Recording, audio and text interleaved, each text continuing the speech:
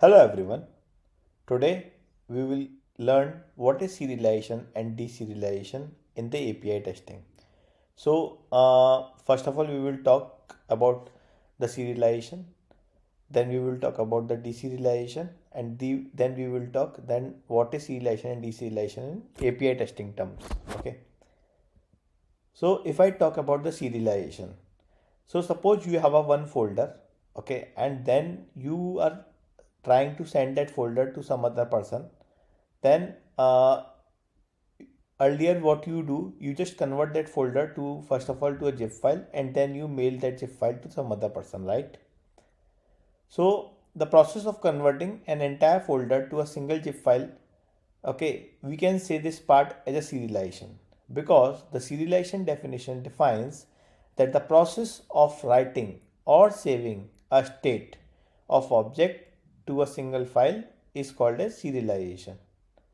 Okay, the same thing we are doing in this folder structure, that we are converting the folder to a zip file, and this is the process of serialization. Okay, I just took this example as a real life example to just understand it better. Okay, so the process of converting an entire folder to a single zip file, or if I say about the definition, we can say the process of writing or saving a state of object to a file is called serialization. Now, when we talk about the deserialization, it is like vice versa, that we are just converting that zip file again using the extract all feature and then to a folder. It is called as deserialization. So the process of reading a state of object from file is called deserialization. Okay, we are just converting the zip file to a folder. It is called a deserialization.